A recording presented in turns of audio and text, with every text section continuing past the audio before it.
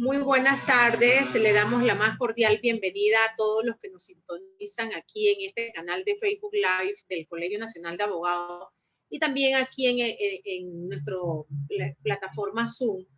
Hoy tenemos una conferencia internacional en virtud del acuerdo que se ha firmado desde hace un tiempo atrás con el Instituto Panameño de Derecho y Nuevas Tecnologías, que preside la licenciada Lía Patricia Hernández. Bienvenida, Lía.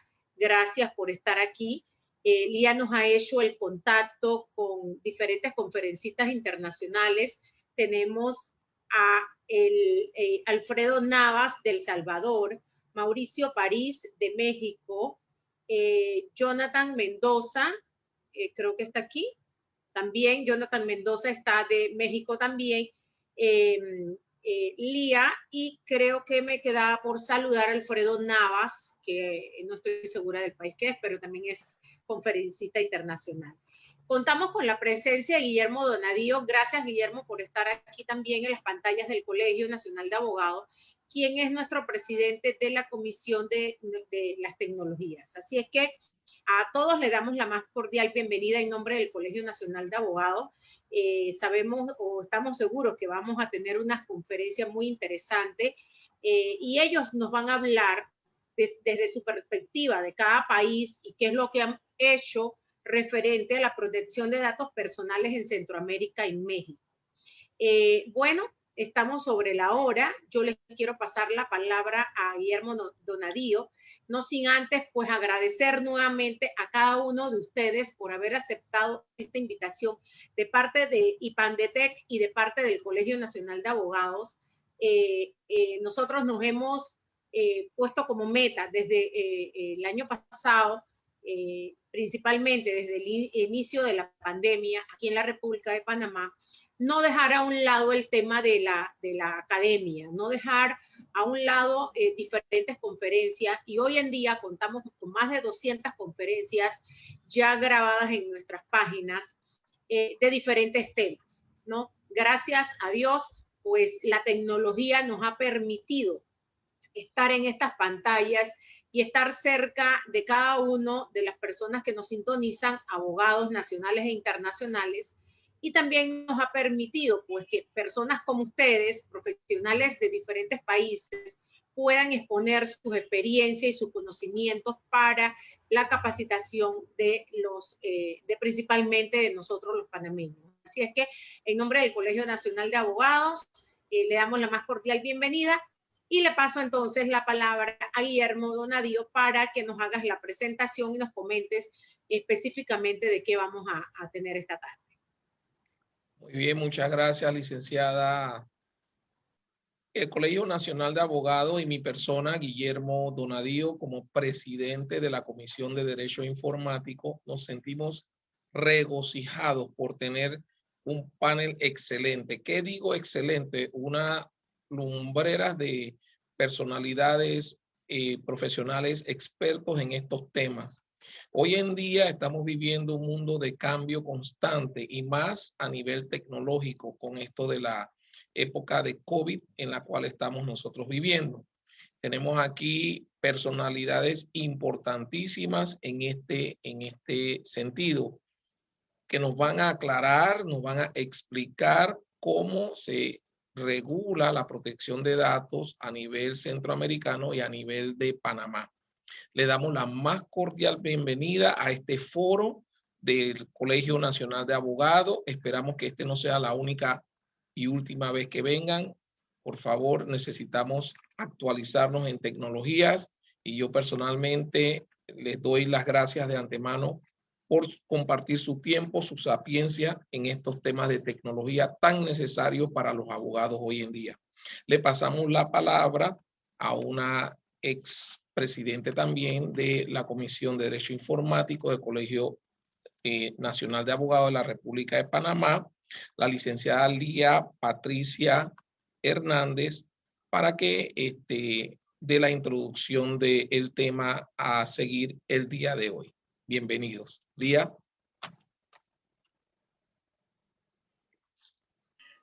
Muchas gracias, licenciado Donadío, y muchas gracias a la licenciada Marisa por la presentación y, por supuesto, al Colegio Nacional de Abogados por esta facilidad y acceder a organizar esta serie de webinars en conjunto con IPANDETEC y nuestros colegas y expertos a nivel internacional que pueden aportar mucho sobre sus experiencias en sus respectivos países a la región latinoamericana. Que este panel, al cual ya hemos tenido el gusto de compartir anteriormente y creímos necesario que era importante que pudiéramos hacer una reiteración del tema, debido a que este próximo lunes entrará en vigor la ley 81 del 29 de marzo del 2019. Esta ley, que es la Ley de Protección de Datos Personales en la República de Panamá, y que hemos esperado un periodo de 2 años para su entrada en aplicación, y la cual tiene muchas expectativas y todavía muchas dudas en cuanto al modo de aplicarse, y sobre todo estamos en esperas de la reglamentación que debe estar pronta a salir. Es por eso que creemos conveniente que países como Costa Rica, que tienen 10 años en este tema, México, en el cual la autoridad competente lleva el modelo muy parecido a la autoridad competente en la República de Panamá, y El Salvador, que ha sido uno de los últimos países, por no decir el último país de la región latinoamericana y específicamente en Centroamérica, en aprobar un texto en materia de protección de datos personales y elevar y llevar más allá el tema y sobre todo considerar que El Salvador, al ser el último, ha podido aprender de las experiencias y de aquellas figuras jurídicas que no solimos hacer de buena manera en algunos otros países. Entonces, creemos necesario que este diálogo pueda servir de mucho a nuestros colegas profesionales del derecho, aquellos que estén interesados en el tema de la protección de datos. Como saben, la protección de datos es un derecho fundamental que tienen todos los individuos, emana del derecho constitucional de la privacidad consagrada en la mayoría de las cartas magnas de nuestros países en México y en Centroamérica, y además de esto se encuentra contemplada en diferentes leyes sectoriales como en materia de telecomunicaciones, crediticias, leyes sobre el tema de la salud.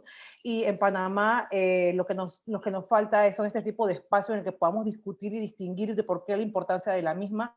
El licenciado Donadío señaló al inicio de esta exposición lo importante que era estar actualizado sobre temas de protección de datos en la época que vivimos, y sobre todo por el uso de inteligencia y tecnología que de una manera u otra pueden poner o vulnerar el derecho a la privacidad de los individuos. Entonces creo que esto puede ser una introducción a lo que tenemos en cuanto a la ley de Panamá. Sin más que decir, y creo que puede surgir un buen diálogo en el resto de la presentación y preguntas que puedan hacer del público para poder contestar. La ley comenzará a regir el lunes 29 de marzo, y quedo a disposición de todos si tienen alguna pregunta sobre la ley panameña, y pasarle la palabra al licenciado Donadío para que pueda darle la palabra al siguiente expositor, que contará la experiencia basada en su respectivo país. Así que muchas gracias.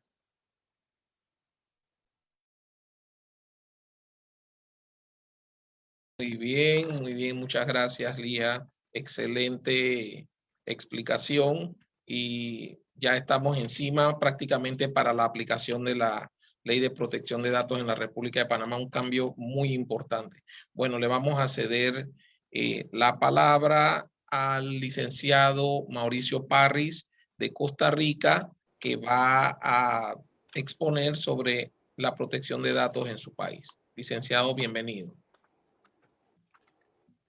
Hola, muy buenas tardes. Primero que todo, agradecer al Colegio Nacional de Abogados de Panamá, a su Comisión de Derecho Informático, a doña Lía Hernández, la invitación a participar de este panel. Siempre es un gusto participar en las iniciativas y en los temas que surgen en Panamá, país al que considero mi segunda patria.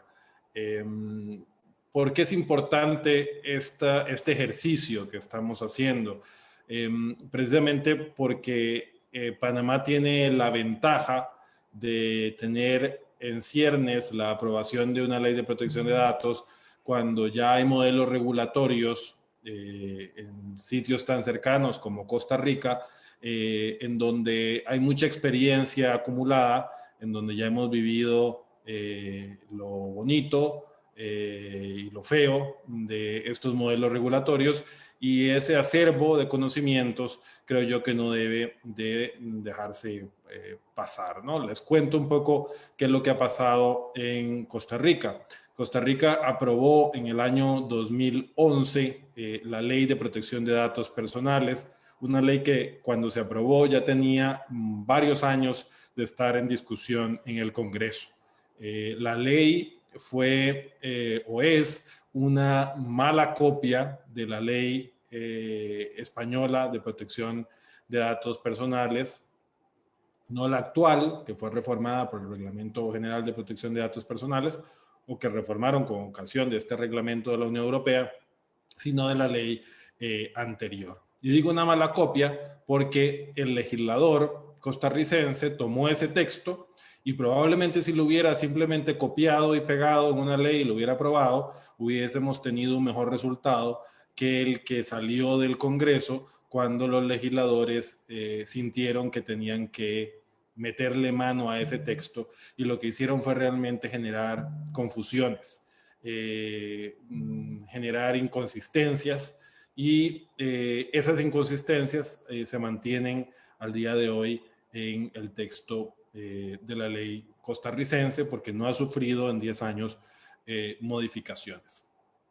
Algo similar pareciera que pudo haber sucedido en Panamá, cuando uno observa el texto de la ley 81 del año 2019 y se encuentra muchos conceptos que son estándar hoy día en la industria, por así decirlo, a nivel internacional, y que el legislador panameño de alguna forma confundió, tal vez o evidenciando algún grado de desconocimiento sobre los temas. En eso, por ejemplo, la figura del encargo, que es muy frecuente, ¿no? Que es cuando un tercero presta generalmente un servicio, y en virtud de ese servicio que le presta a un responsable, a un dueño de una base de datos, realiza labores específicas con esos datos. Es decir, no es el dueño de los datos, pero interviene en operaciones concretas, ¿no? El legislador panameño, en vez de regular el encargo, habla de una forma un tanto confusa del tratamiento de datos por mandato, y lo circunscribe además solamente a una de las múltiples operaciones de tratamiento que pueden existir de datos personales, que es el almacenamiento. Entonces, eso es solamente un ejemplo de esas inconsistencias que les digo, se encuentra uno en la normativa cuando el legislador, sin mucho conocimiento del tema, dicta normas y hace esas adecuaciones de textos que generalmente las inspiran. En Costa Rica existe el derecho a la intimidad, al igual que en Panamá, y generalmente se ha considerado por la misma Sala Constitucional que la protección de datos es un derivado del derecho de la intimidad. Ahí hay un tema que también conviene que en Panamá se haga una reflexión, que es la independencia del derecho a la protección de datos con respecto al derecho a la intimidad. El derecho a la intimidad generalmente se ha entendido como el derecho a reservar determinadas áreas de la vida de un individuo, de un ciudadano, del conocimiento de terceros, del conocimiento del propio Estado, ¿no? Es ese concepto tradicional de que el Estado y terceros no pueden entrar en cierta área que determinamos ser reservada para nosotros. Pero el derecho a la protección de datos en realidad va más allá, porque aun y cuando un dato personal sea público o sea compartido por el titular, o sea, un dato que está en manos del propio Estado, por ejemplo, para algún tratamiento, el titular continúa o sigue manteniendo control sobre ese dato y sigue teniendo derechos que le otorga la protección de datos personales sobre esas informaciones y esos datos. Es decir, no solamente aquellos datos que decidimos reservar para nosotros, sino incluso aquellos datos que ya hemos tenido que compartir voluntariamente o porque hay alguna norma que obliga a hacerlo, aun y cuando esos datos hayan salido de esa esfera íntima y personal, el titular mantiene una serie de un elenco de derechos sobre esos datos. La ley del año 2011 creó un regulador, que es la Agencia de Protección de Datos Personales, que fue creada como órgano específico de regulación de esta normativa.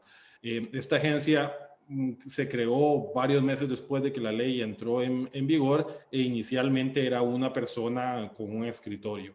Hoy día es una institución que ha crecido, tiene un poco más de personal a su cargo, pero sigue siendo una institución considerablemente modesta y sobre todo, digo yo, sin dientes, es decir, no tiene la capacidad, los recursos técnicos, humanos y financieros para poder abarcar adecuadamente todas las competencias que le confiere la Ley de Protección de Datos. Es decir, en el caso de Costa Rica, en vez del modelo panameño de sobrecargar una institución con otra función, se creó una institución específica para la regulación de la protección de datos. También porque en Costa Rica no existe una ley de acceso a la información pública.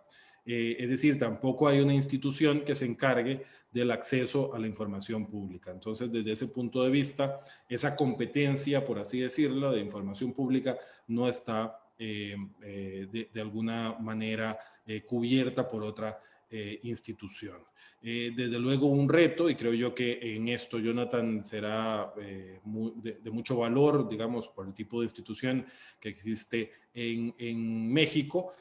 Un poco el tema es cómo lograr ese equilibrio regulatorio en una institución que tiene competencias que hasta cierto punto se pueden enfrentar, ¿no? Es decir, por un lado, la transparencia y por el otro lado la protección de datos. Ese equilibrio, desde luego, es muy importante que se tome en consideración en Panamá, y desde luego que la protección de datos no sea, digamos, el niño pequeño o la cenicienta del Antay, sino que se logre que realmente ambos temas tengan la importancia que se merecen dentro de la institución.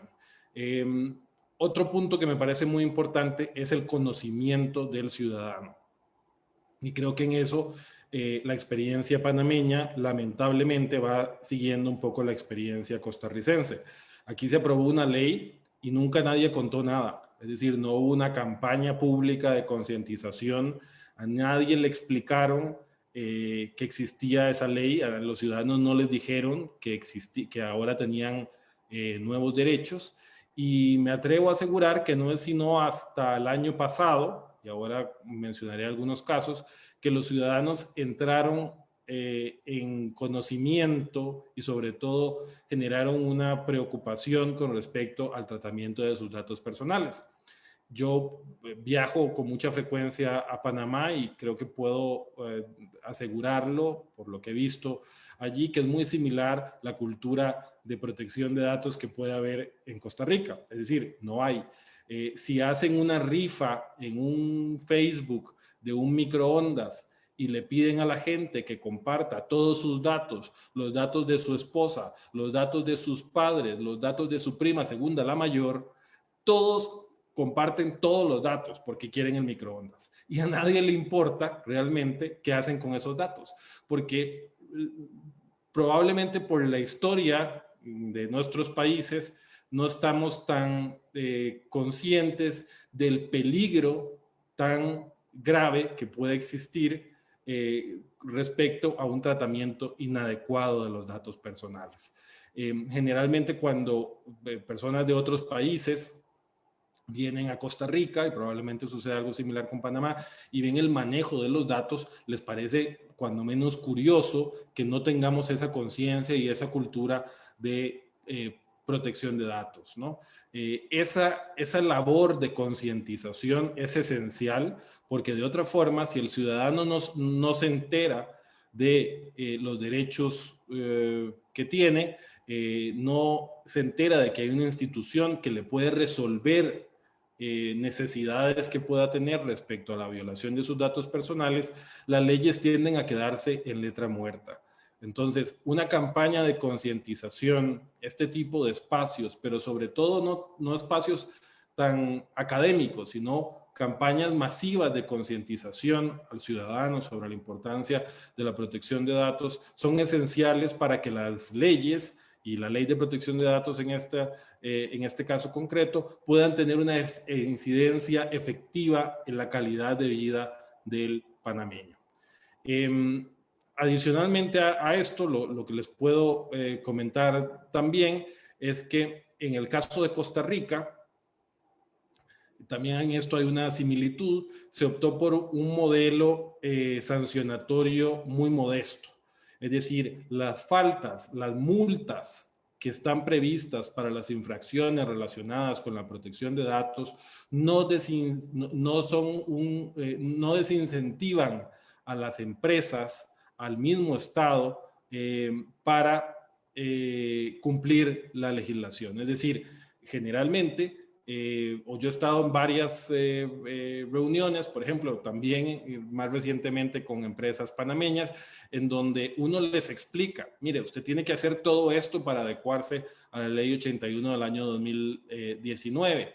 Y le preguntan a uno, ¿cuál es la sanción? Y uno les dice, mire, la multa es una multa de, si no me equivoco, algo así como $13,000, algo así por el estilo, me parece, la multa más alta. Y entonces les parece que es más caro hacer todo lo que tienen que hacer que pagar 3 de esas multas. Desde luego es una visión muy limitada porque no se toma en consideración el daño reputacional que pueda haber ante una brecha de seguridad y el hecho de que el ciudadano poco a poco va tomando conciencia de estos temas y está más interesado en hacer negocios, en contratar servicios con empresas que hacen un manejo responsable de sus datos personales. Ahí hay un reto también para el regulador, que es cómo lograr que las empresas se adecúen sin que las multas sean realmente un disuasorio para el incumplimiento de los términos de la legislación. Eso es algo importante, pero yo creo que igual muchas veces no es tan importante el monto de la multa como que cuando se infringe la legislación hayan consecuencias, ¿no? Tal vez pueden ser multas modestas, pero si realmente el regulador hace su tarea y hay una relación de causalidad entre una infracción a la ley y una multa, eso también incentiva desde luego las adecuaciones normativas. En Costa Rica lamentablemente no han sucedido ninguna de las dos cosas. Es decir, las multas son muy modestas y el regulador ha sido bastante ineficiente en sancionar a las empresas y a las instituciones respecto a esto. Y con respecto precisamente a lo que menciono de las empresas y a las instituciones, quisiera referirme al tema de la relevancia que tiene el cumplimiento de la protección de datos por parte del Estado. En Costa Rica realmente el Estado ha sido el gran ausente en materia de protección de datos personales.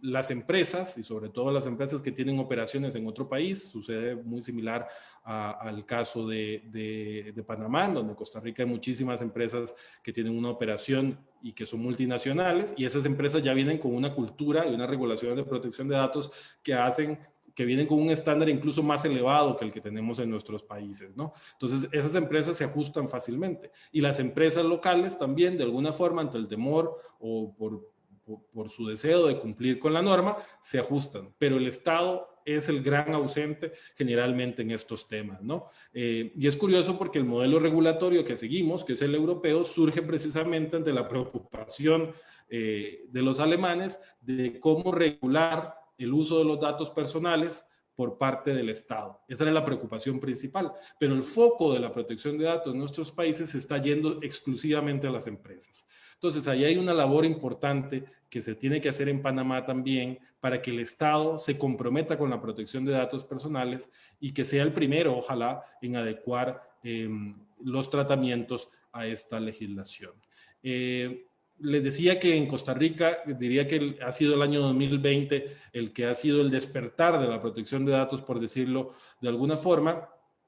Quisiera mencionar brevemente algunos temas que pueden ser relevantes. En febrero del año 2020, el gobierno de la República, la presidencia de la República, publica un decreto en el diario oficial en donde crea una unidad presidencial de análisis de datos.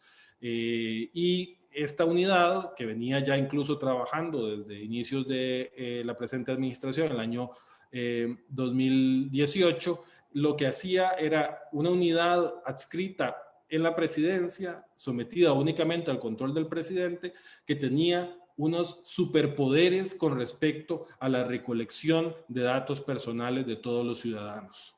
Le daba ese decreto unas facultades amplísimas a esta unidad para que recabara datos de todas las instituciones del Estado. En Costa Rica, además, el Estado sigue participando en muchísimas actividades económicas. Tiene empresas de electricidad, tiene empresas de telefonía, tiene bancos, tiene universidades, tiene aseguradoras. Es decir, la cantidad de datos que tiene el Estado costarricense de los ciudadanos es increíble, ¿no? Entonces, este decreto creaba esta unidad y le daba esas facultades a esta unidad para que pudiera hacer, de acuerdo a lo que se explicaba en el decreto, inteligencia de datos, ¿no? Y esto genera un escándalo grandísimo que termina con la dimisión del ministro de la presidencia, de 2 viceministros y de prácticamente todo el grupo de asesores más cercanos al presidente de la República. Ese escándalo solamente se vio aplacado cuando comenzó la pandemia en el mes de marzo. Se abre una investigación en la Asamblea Legislativa que lleva incluso a la declaración del presidente de la República ante el Congreso, y el Ministerio Público le abre una investigación al presidente de la República, allanan la casa presidencial, le incautan al presidente su teléfono personal y su computadora.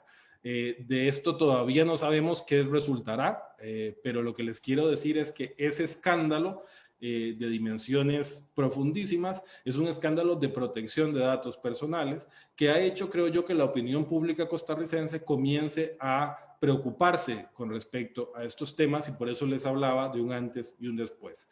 También tuvimos otros casos relacionados con filtraciones a bancos del Estado, situaciones, por ejemplo, de grupos de Telegram, que había más de 3,000 costarricenses en donde se compartía contenido íntimo no consensuado o no consentido de distintas personas, y hasta un proyecto de ley que todavía está en el Congreso, pero pareciera que está herido de muerte, en donde se pretendía hacer una base de datos biométricos de todos los costarricenses y de cualquier extranjero que se le ocurriera venir a Costa Rica, en donde el Estado iba a tener esa base de datos y pensaba incluso comercializar datos biométricos. Eso también recibió el repudio de la población. ¿Por qué pasan esas cosas? En realidad, por desconocimiento, por el Estado no estar capacitado para enfrentar los retos de la tecnología, teniendo en consideración las implicaciones de la protección de datos personales. Entonces, yo creo que todas estas experiencias, y sobre todo la que tienen tan cerca, puede aprender mucho Panamá de lo que debería de hacer para que la ley de protección de datos personales sea eficaz, sea efectiva, y sobre todo también de lo que no tiene que hacer. Y sobre todo, creo yo, el mensaje más importante que les quiero dar es que de alguna forma en Panamá tienen que comprometer al gobierno de la República, no solamente al Poder Ejecutivo, sino también, desde luego, al Legislativo y al Judicial, y al Legislativo en especial, para que haya un control efectivo de la Ley de Protección de Datos o de los datos personales en las leyes que se vayan a crear a futuro, para que no vayan de alguna forma a contradecir los términos de la Ley de Protección de Datos Personales. Costa Rica estamos discutiendo ya una reforma a la Constitución Política que pretende incluir la protección de datos como derecho autónomo en la Constitución Política, es decir, queremos hacer digital una Constitución que es 100% analógica. Y adicionalmente se han presentado varias iniciativas tendientes a la reforma la reforma integral de la Ley de Protección de Datos Personales, que esperamos sean aprobadas en los próximos años, probablemente, dado precisamente el interés que tiene la ciudadanía en estos temas. Y con eso termino mi intervención. Muchas gracias.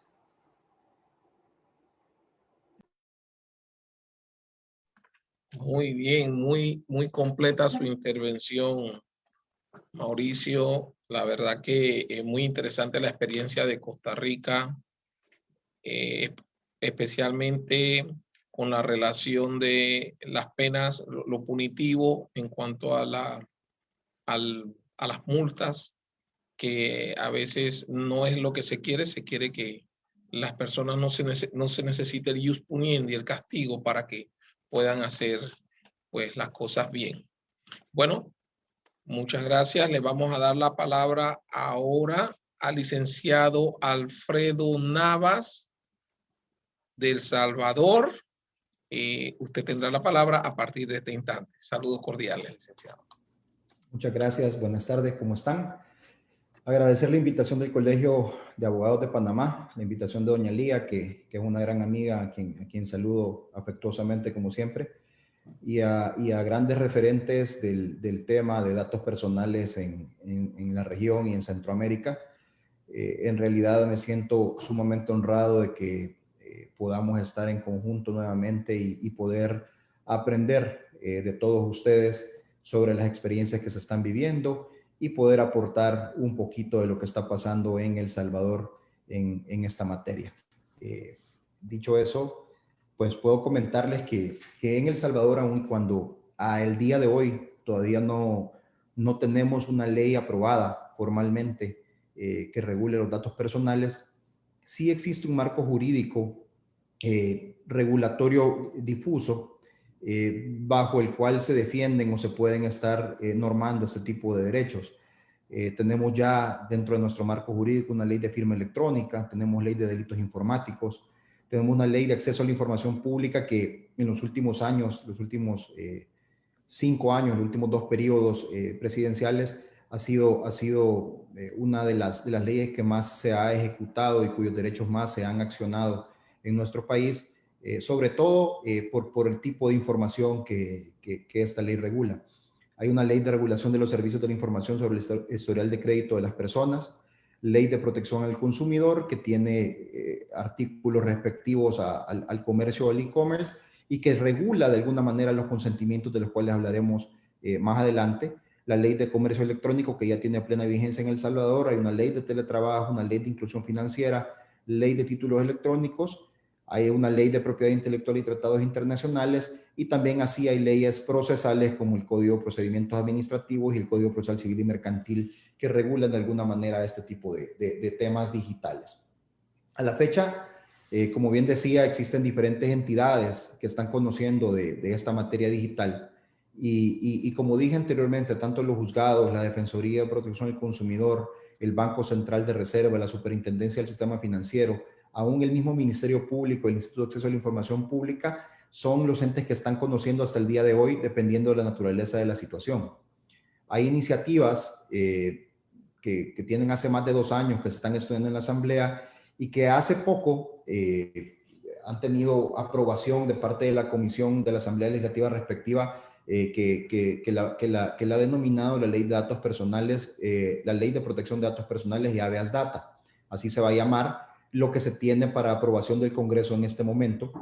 Debo de manifestar que a nivel de Congreso, y esta es una opinión muy particular, no existió un estudio, no existió una apertura de parte de la Comisión como se hubiese esperado para discutir a fondo esta ley, ya que lo que se hizo fue invitar a ciertos entes o a ciertas entidades del gremio que conforman el gremio de abogados y no en su conjunto para poder opinar del mismo.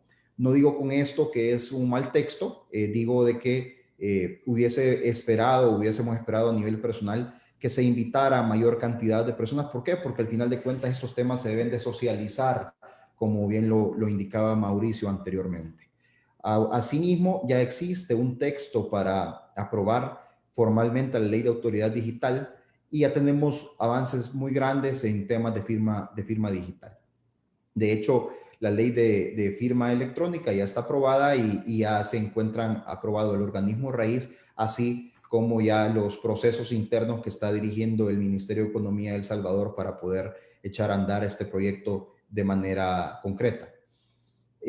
A este momento y antes de la pandemia se habían visto ejemplos, algunos interesantes de casos que creemos pueden ser relevantes, ¿verdad? Hay uno sobre todo que se conoce, un abogado interpuso alguno de los primeros habeas data aquí en el país, logrando una victoria y creando con ello en la Corte Suprema de Justicia jurisprudencia sobre el derecho a la autodeterminación informativa, que básicamente es de donde se puede, aquí en El Salvador, se puede ir desligando todo este tipo de discusión que ha venido dándose respecto de los datos personales y la necesidad que tiene el individuo de estar inmerso y ser el centro de toda esa acción, tanto del Estado como de la empresa privada, incluyendo en ese momento, a este momento, bancos, aseguradoras y demás, que son los grandes tratadores de datos por décadas y décadas y décadas. Al final de cuentas, los datos se han convertido, como bien dicen, y esto no es algo que yo me estoy inventando, sino que bien dicen, es el nuevo petróleo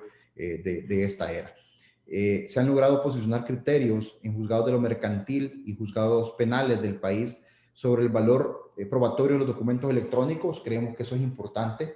Sobre casos de delitos informáticos que tienen que ver con brechas que dan con datos de personas naturales.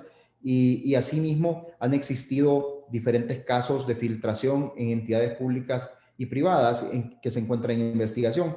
De hecho, terminando pandemia, yo creo que hace un par de meses, 2 o 3 meses, existió una noticia que fue de dominio público, y fue que un banco aprobado o autorizado por el sistema financiero tuvo una brecha muy fuerte, y aunque no lo reconoció públicamente, sí reconoció que había existido algún tipo de problema, y lo que se hizo fue de que los dineros que se habían debitado de las cuentas bancarias de las personas, pues se les devolvieron, ¿verdad? Esto, de acuerdo a los principios nuevos que se pueden conocer por el Reglamento General Europeo, tuvo que haberse expuesto, tuvo que haberse notificado a las personas propietarias de sus datos que habían sido objeto de brecha durante las siguientes 72 horas, y hacer énfasis en cómo se iba a resolver la situación.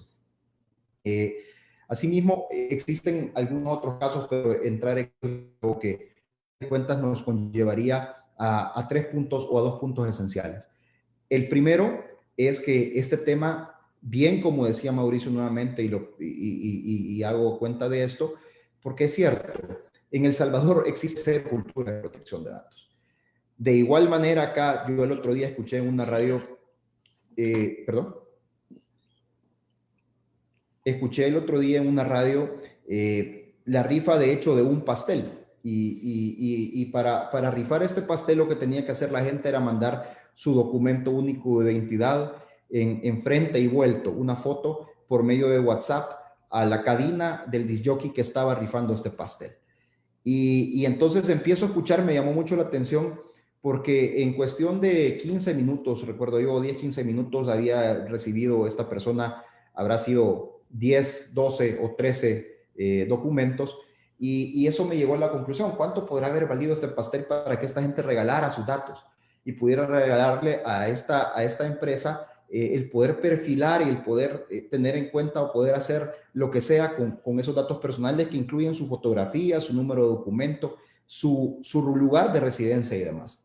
Esto mismo sucede porque es importante hacer ver para las personas que no entienden o que no saben por qué se está peleando todo por esto. Es cuando tú entras a colonias aquí en El Salvador, que están cerradas la mayoría por seguridad privada, te piden en la pluma o la garita que tienen en el frente que entregues tu documento único de identidad, y le toman foto o toman los datos manualmente, y eso al final de cuentas se convierte en un tratamiento.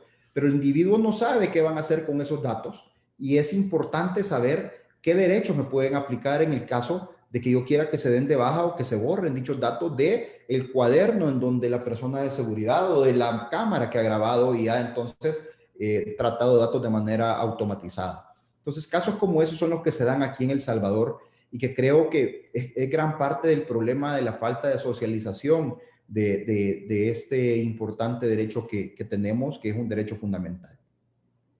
Podemos decir con toda certeza que a partir del 25 de mayo del 2018 se marcó un parteaguas, fue un antes y un después en cómo los estados empezaron a ver en realidad la importancia que tenía el tratamiento de los datos personales, no porque no existiesen leyes en otros países, sino que porque se volvió un tema sumamente importante debido a todos los hechos internacionales que habían estado sucediendo y que tenían como trasfondo y que tenían como objeto de cada uno de estos escándalos los datos personales. El Reglamento General de Protección de Datos trascendió la esfera de la Unión Europea por el estándar que le exigía a las compañías, y es debido a la aplicación de la extraterritorialidad y por ende su influencia en otros estados. Un ejemplo, por ejemplo, es que Argentina, de acuerdo con la Unión Europea, como país, tiene protección adecuada en materia de datos personales a nivel latinoamericano. Yo entiendo que Argentina es catalogado de esa manera.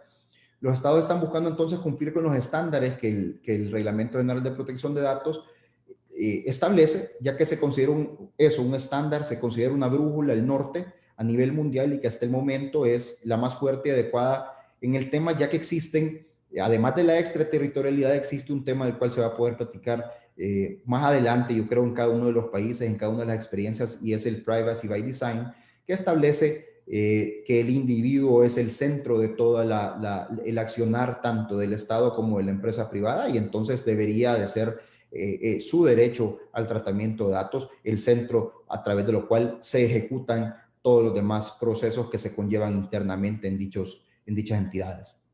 ¿Qué significa esto? Que el usuario tiene más control sobre sus datos personales porque las empresas necesitan un consentimiento expreso para poder proceder a tratarlos. Hay un alcance extraterritorial. Cualquier empresa a nivel mundial que trate datos de ciudadanos de la Unión Europea, como bien sabemos, tiene la obligación de cumplir con los principios y deberes que nacen de este reglamento. Y las empresas asumen un mayor nivel de responsabilidad sobre los peligros del tratamiento de la información. Hay que tener mayores medidas de seguridad en la información y cumplir con estándares que vendrían a generar necesidad de cumplir, por ejemplo, con ISO 27001. Existen multas más altas por incumplimiento. El reglamento establece multas hasta el 4% de la facturación anual o hasta de 20 millones de euros, lo que sea mayor. Esto en El Salvador, en el texto de la ley, es parte de lo que llama la atención. El legislador yo creo que sí lo ha visto y lo ha tropicalizado un poco, ya que aquí las multas van desde las leves hasta las muy graves, en el texto que está por aprobarse, y es la leve que va hasta 50 salarios mínimos. El salario mínimo nacional es de $305, graves hasta 200 salarios mínimos y muy graves hasta 500 salarios mínimos, que vienen siendo $152 más o menos. Eso quiere decir que el legislador creo que sí lo ha visto y de alguna manera las empresas van a prever el cumplimiento, y aunque saliese de hecho tal vez más alto, es decir, el empresario, como bien ha dicho Mauricio, verifica cuánto le va a costar la multa contra el cumplimiento de todas estas cuestiones, y por ende yo creo de que tiene algún tipo de equivalencia, y al empresario le va a interesar durante la vacatio legis que vaya a dar el Congreso, si es que lo hace este Congreso saliente o va a ser el Congreso entrante el 1 de mayo el que va a aprobar esta normativa, o si la va a reformular el nuevo Congreso, pues quien va a tener que esmerarse va a ser el empresario al ver si se van a mantener las multas o van a ser mayores. El concepto de privacidad por diseño del cual hablábamos se integra a los servicios desde un inicio entonces. ¿Qué quiere decir esto? El consentimiento explícito y mayor responsabilidad en el tratamiento de los datos incluirá las realizaciones obligatorias de evaluaciones de impacto y protección de datos en cualquier proceso. Esto es importante porque se va a tener que hacer una evaluación de impacto desde un inicio, y a partir de eso se van a tener que hacer los siguientes ítems, que serían la descripción del proceso, sus operaciones y propósitos, la evaluación del impacto en los derechos de los interesados, las medidas tomadas para mitigar, el plan de corrección y el seguimiento de incidentes. Todos estos son principios que los regula el reglamento general y que los está retomando la ley nacional. Eso es algo bueno, porque está obligando a que esa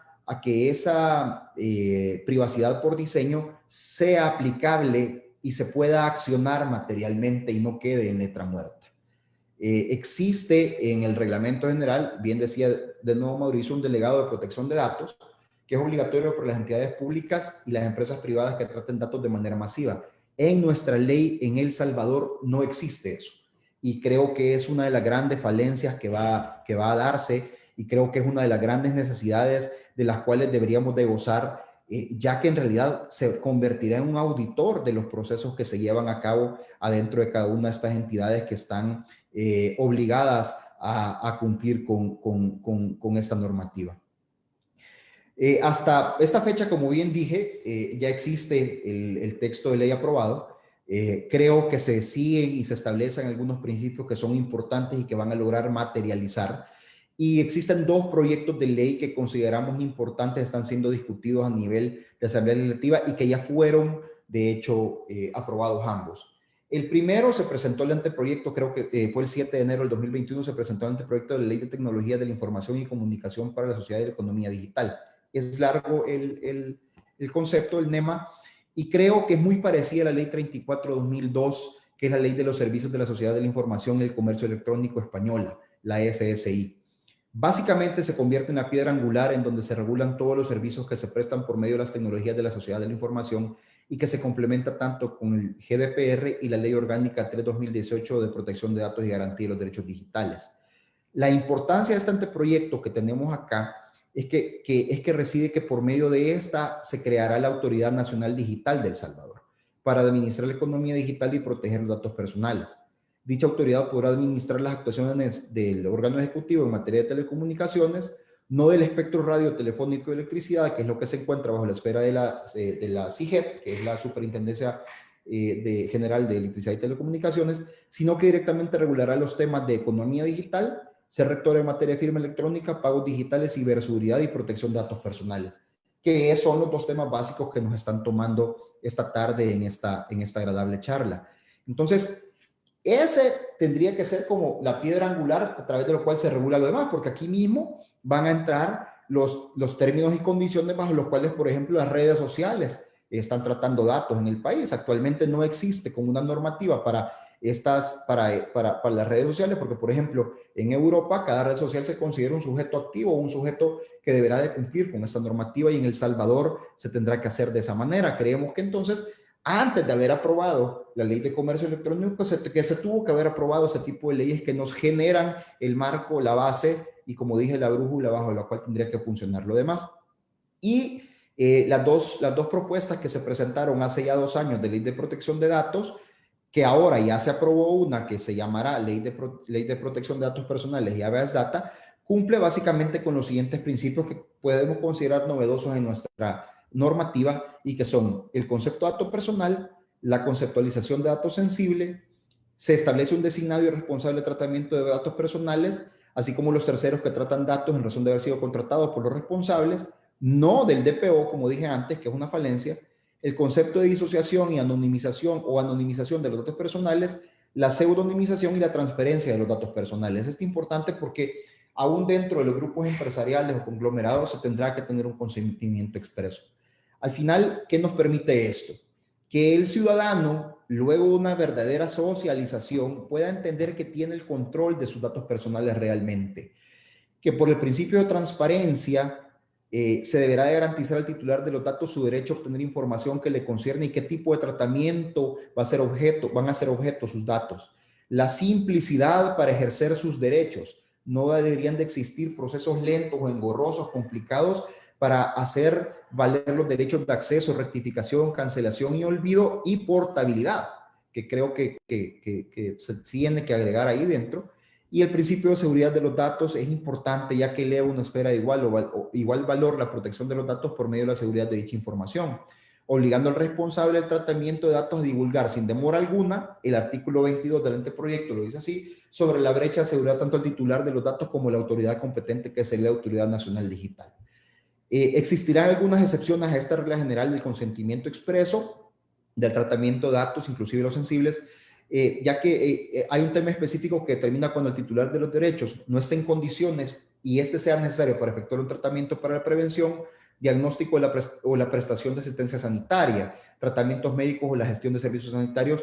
Ejemplo claro, temas de COVID-19.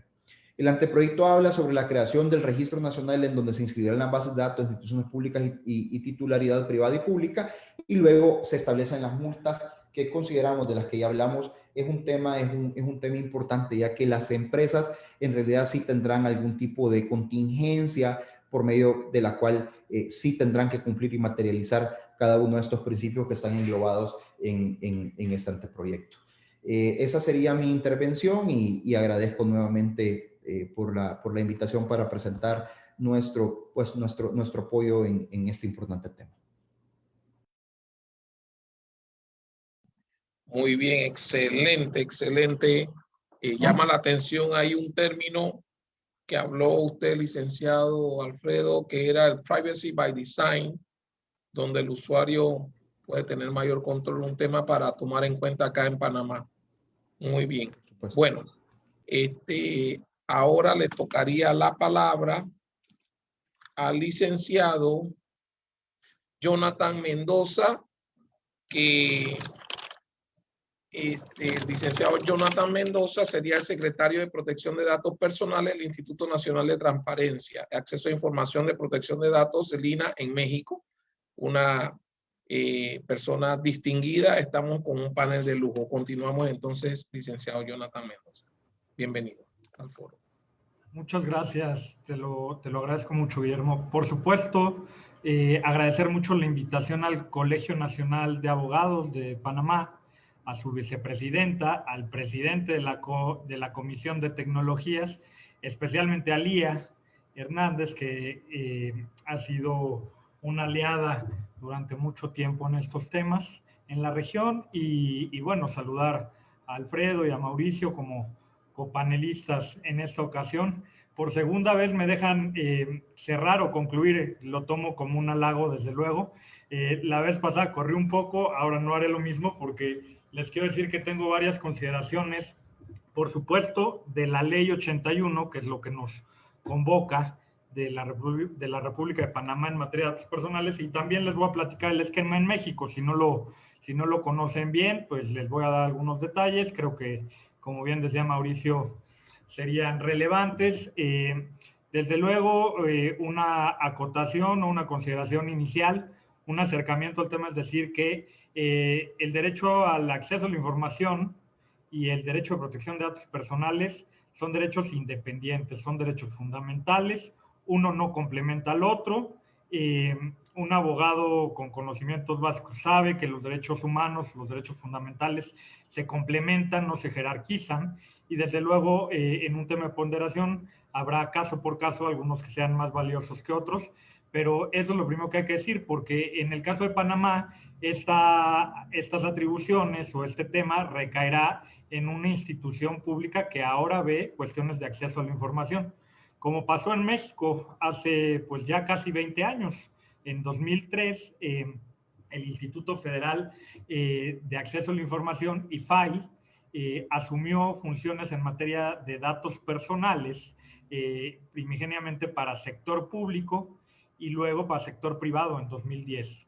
En fin, lo que les quiero decir es que son derechos independientes, son derechos autónomos, son derechos que tienen que ser ponderados, y desde luego tenerlos en una sola institución tiene sus ventajas y desventajas, como desde luego en la implementación podrán advertir en Panamá. Algunas cosas que me llaman la atención de la Ley 81 y que hay que decir, es importante decirlo. Tuvieron una vacatio legis larguísima, de 2 años, ¿no? Se publicó en 2019, el 29 de marzo de 2019, y entra en vigor el próximo lunes. Eso es una inmensidad. Es el mismo plazo o la mismo vacatio legis que tuvo el Reglamento General de Protección de Datos de la Unión Europea, GDPR, de mayo de 2016 a mayo de 2018. Sí, pero para todos los países de la Unión Europea, ¿no? Eso es lo primero que habría que ver, qué sucedió en estos 2 años. Luego, yo honestamente desconozco, pero solo pongo sobre la mesa, si esta iniciativa y posterior ley fue discutida en esquemas de parlamento abierto. Creo que es relevante decirlo porque en una cuestión de técnica legislativa tiene muchas deficiencias, diciéndolo de una manera muy objetiva. Por ejemplo, no veo regulado el principio de responsabilidad, ni el principio de consentimiento. En los principios está regulada la portabilidad cuando es un derecho. O sea, lo regulan como principio y como derecho. Es algo por lo menos extraño y desde luego preocupante. El tema de confidencialidad y de seguridad no lo regulan como deberes, sino lo regulan como principios. Por supuesto, no veo una obligación de notificar vulneraciones de seguridad ni al titular ni a la autoridad, que es el pan nuestro de cada día. Hablaba Mauricio de leyes analógicas. Esta ley tiene muchas cosas analógicas en el 2021, pero algunas otras de primera generación, como el tema de portabilidad. Entonces hay una combinación que en la implementación creo que va a ser un reto poderlo hacer eficaz el derecho, porque las regulaciones, si no tienen vida y no son efectivas, no sirven de mucho, más que de papel. Como un aviso de privacidad que está en un cajón sirve para exactamente lo mismo, para nada. Bueno, en fin, luego veo que es una regulación que está prevista para sector público y sector privado. Los responsables pueden ser personas jurídicas y personas naturales. Por lo menos en el caso mexicano, tenemos una regulación independiente para sector privado, que es la Ley de Particulares de 2010, que entró en vigor en 2011, y una para sector público, que es la Ley de 2017. No digo que esa sea la solución más favorable, en nuestro caso obedeció un tema de temporalidad de las normas, pero sí que les digo es que tiene que haber reglas básicas o principios generales para ambos sectores, pero por supuesto una parte independiente en el aspecto adjetivo sobre todo para cada uno de estos sectores. Faltan muchas cosas por determinar y creo que es urgente que tengan una normatividad secundaria que le pueda dar certeza y seguridad jurídica a los titulares, que son los que tienen que estar en el centro de este derecho, porque estamos hablando de derechos fundamentales, y también a los responsables del tratamiento de datos personales. La ley como está va a ser muy difícil de implementarse. Esa es la verdad. Una cultura de protección de datos personales, dicho sea de paso, no se construye nada más por las instituciones públicas, se construye por las colaboraciones público-privadas. Y para poder realizar colaboraciones públicas-privadas, las reglas tienen que estar muy claras. En este caso no lo están. También veo que tienen un consejo consultivo, lo cual es muy bueno, pero veo que, bueno, el Colegio Nacional de Abogados, según veo en la ley 81, formará parte de este consejo consultivo, que está integrado por 9 entes, de los cuales 5 son autoridades. Eso también no es lo ideal. Los consejos consultivos tienen que estar integrados mayormente por la ciudadanía o por las organizaciones de la sociedad civil, que son las que se encargan de supervisar la labor de las instituciones públicas. Ya decía yo el tema de portabilidad, es un quinto derecho. Generalmente en nuestra región únicamente están regulados 4 derechos: acceso, rectificación, cancelación u oposición. En el caso de GDPR, que se ha vuelto el estándar internacional, hablan de 7 derechos. En México tenemos 5 derechos en el sector público y 4 derechos en el sector privado, es decir, la portabilidad sí la tenemos regulada en sector público, y ahora en Panamá la tendrán regulada en sector público y privado. Lograr que los datos sean portables en formatos estructurados, que sean claros, que sean interoperables, no es cualquier cosa. Es un gran reto y creo que se van a dar cuenta de ello al momento en el cual estén implementando esta norma. También veo, y esto desde luego puede ser un punto de vista positivo, o lo es hasta cierto aspecto, que no regulan el principio de consentimiento ya en las hipótesis como regla general y sus excepciones, sino que manejan causas de legitimación en el tratamiento. Desde luego, ese es un modelo que están incorporando del Reglamento General de Protección de Datos de la Unión Europea, y está bien porque está más en vanguardia que el principio de consentimiento, que por sus excepciones en la región se ha vuelto prácticamente nugatorio en algunos casos, ¿no? Está regulado el tema de CBPRs, Cross Border Privacy Rules, establecen que tiene que ser un estándar idéntico o mayor al que se tenga respecto al país al cual se transfieren los datos o del cual se reciben. Eso está muy en la línea de ser un tercer país adecuado en términos del artículo 45 de GDPR. Ya mencionaba por ahí Alfredo que Argentina, y yo agregaría Uruguay, tienen la adecuación a la normativa de la Unión Europea. Precisaría que es de la Directiva 9546.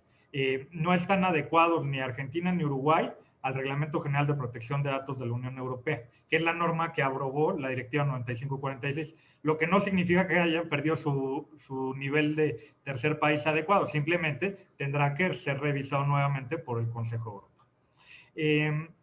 Otros aspectos a considerar, por supuesto, es que generalmente no debemos tomar normas de otras regiones y replicarlas en nuestros países. Esa es una mala práctica, a eso se le llama identidad de normas y tiene malos resultados casi siempre. Lo que tenemos que buscar es la convergencia. Nos da el ejemplo Mauricio.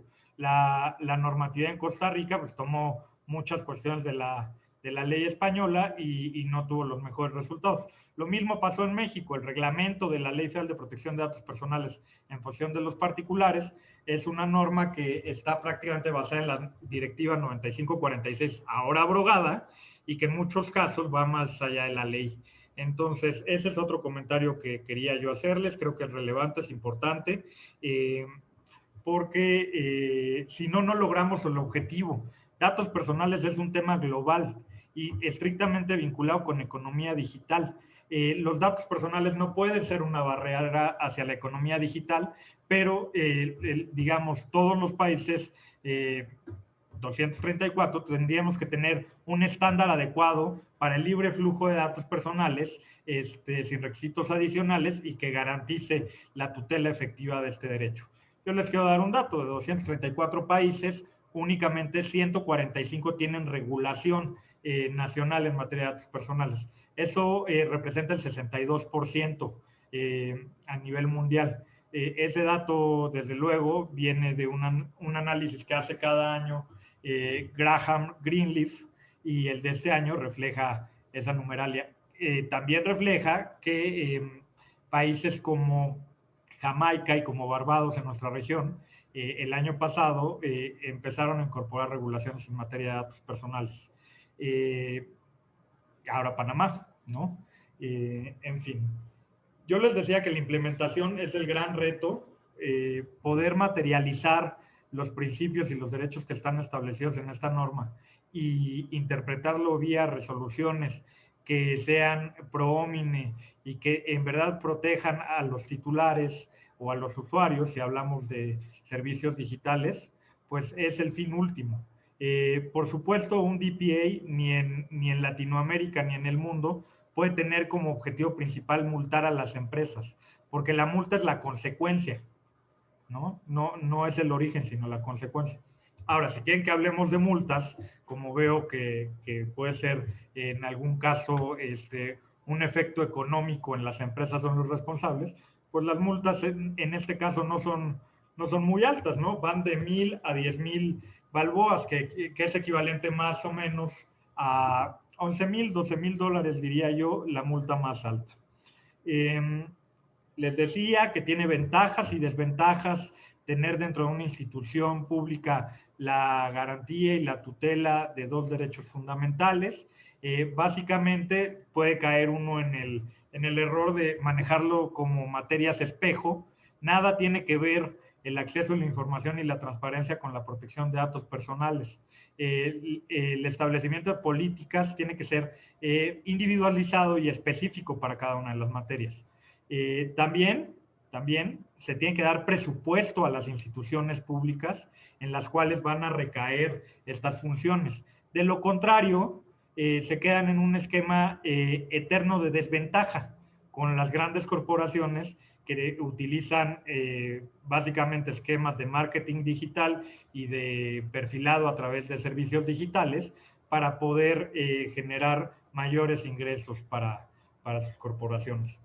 La profesionalización del personal es algo que no se puede dejar de lado, y la rotación. Las personas que están ahora en ANTAI se dedican a acceso a la información y transparencia. Se va a tener que generar conocimiento en esta materia y experiencia, y eso va a tener costos. Se llama curva de aprendizaje y tiene muchos costos. Entonces, si estos funcionarios no son profesionalizados y luego son reemplazados, nunca se van a poder, digamos, allegar de los elementos humanos necesarios y suficientes para poder garantizar este derecho de una manera pues adecuada, ¿no? En fin, también veía por acá que decía Alfredo que en Salvador hay iniciativa, la conocemos, en algún momento estuvimos en foros en el Instituto de Acceso a la Información, que potencialmente es donde terminaría esto, pero eso me da pie para decirles que en nuestra región, la realidad es que hay países con regulación, hay países sin regulación, hay países con autoridad, hay países sin autoridad, hay países que tienen una autoridad que ve otros temas y ahora verá datos personales. Y eso lo que no permite es tener convergencia ni un estándar homologado en esta materia. ¿Cuál es el estándar homologado el día de hoy? Pues yo les diría que los principios de OEA de 2011, que fueron, digamos, opinados, dictaminados en 2015 y que ahorita están siendo actualizados por el Comité Jurídico Interamericano de la Organización de Estados Americanos y están buscando un estándar más parecido a GDPR y a los estándares iberoamericanos de protección de datos personales de Chile de 2017. Pero fuera de eso, no hay algo, por ejemplo, en Bolivia, o qué les parece en Ecuador, quizá Paraguay. Bolivia no tiene iniciativa, pero Paraguay y Ecuador tienen iniciativas en trámite, igual que El Salvador. Países donde simplemente esto constitucionalmente podría tener algún sentido, pero regulatoriamente no lo tiene. Y entonces esos ciudadanos de esos países están totalmente desprotegidos en entornos digitales y en ecosistemas robustos y poderosos, como el que, por ejemplo, tiene WhatsApp con Instagram y Facebook, por decir alguno de ellos, ¿no? Yo hasta aquí dejaría mi participación. Por supuesto, quedo atento a las preguntas y agradezco nuevamente la invitación.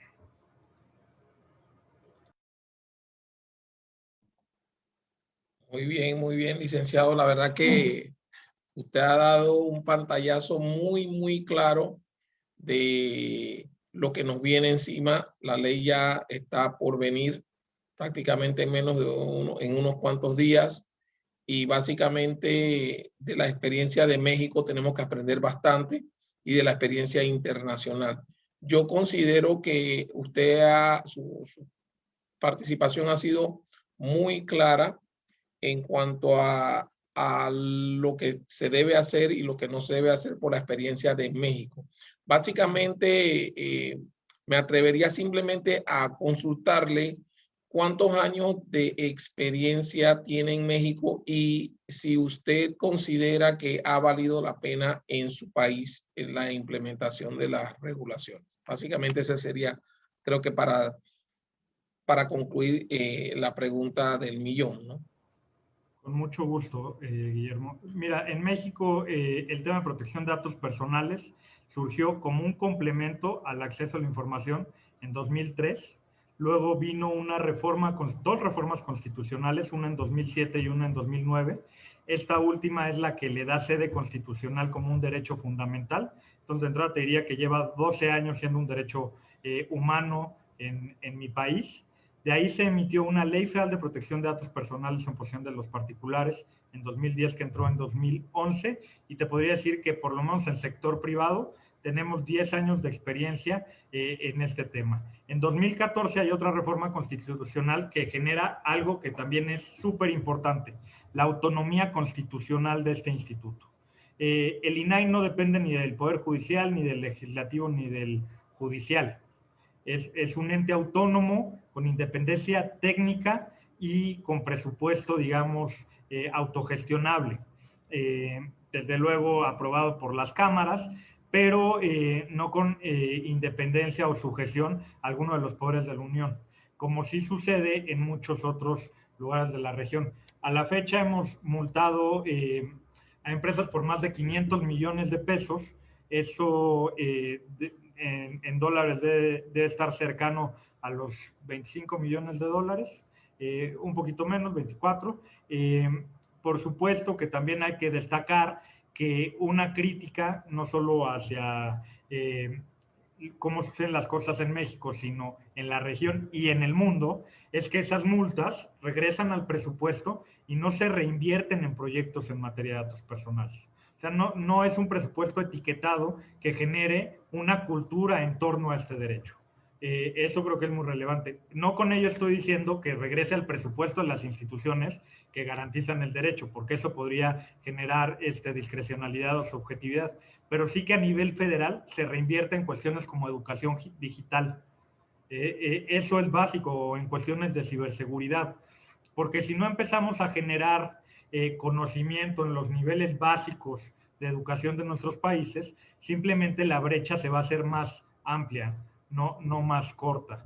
Creo que la experiencia ha sido favorable. Creo que México es un referente en la región en materia de datos personales y creo que está caminando hacia otros lugares, otros espacios que van a permitir garantizar de una manera más adecuada este derecho. En específico me refiero a la reforma de la ley del sector privado para poder optar a la firma y ratificación del convenio 108 Plus o del convenio 108 modernizado, del protocolo 223 del Consejo de Europa, y a la adecuación como tercer país al Reglamento General de Protección de Datos de la Unión Europea, proceso en el que estamos desde el año pasado. Les podría decir que en la región también Colombia lo está. Tarda un tiempo que este derecho logre permear en la ciudadanía. Y lo más importante es que tú no puedes ejercer, Guillermo, un derecho que no conoces.